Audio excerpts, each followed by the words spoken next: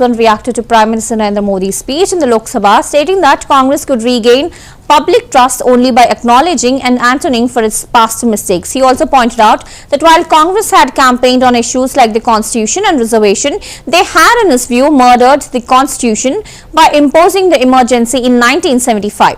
Paswan also criticized Congress for living in an illusionary world where they believed their narrative was the truth, adding that the party's past actions had led to their current decline, making it difficult for them to even secure 150 seats in the elections.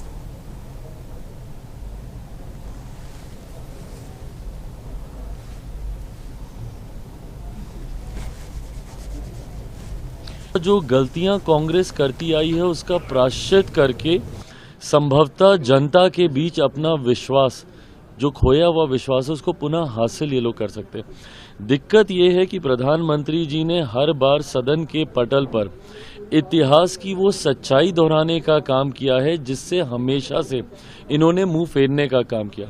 ये लोग मुझे बताएं ना, जो दुहाई देते रहते हैं आरक्षण की, संविधान की, पूरा लोकसभा का चुनाव उसी पे इन लोगों ने लड़ा कि नहीं लड़ा। उस चुनाव में जिस तरीके से आरक्षण संविधान बोलते रहे, क्या सन 75 में आपातकाल लगाकर संविधान की हत्या नहीं की गई थी? संविधान का अगर सही मायनों में कोई काला अध्याय है तो वो सन 75 का आपातकाल है कि नहीं? ये लोग बताएं ना कि क्या नेहरू जी की जो सोच आरक्षण को लेकर थी, जो पत्र उन्होंने देश के विभिन्न राज्यों के मुख्यमंत्री को लिखा, क्या वो सोच उनकी नहीं थी? झुठलाएं, इन मेरिट्स पे चर्चा करें ना। प्रधानमंत्री जी अपनी भाषण में जो बातें बोलते हैं उन बातों को बोलें कि नहीं गलत बोल रहे हैं, झूठ बोल रहे हैं। इडियट्स कह के राजीव गांधी जी ने संबोधित किया था उन लोगों को जो कि आरक्षण का लाभ लेते हैं। क्या ये बात गलत है? इन सारी बातों का इन्हीं की पार्टी के तीनों प्रधानमंत्रियों का ये जिक्र हो रहा है। इंदिरा जी का हो रहा है, राजीव गांधी जी का हो रहा है, नेहरू जी का हो रहा है। इन सारी बातों को झुठलाएं।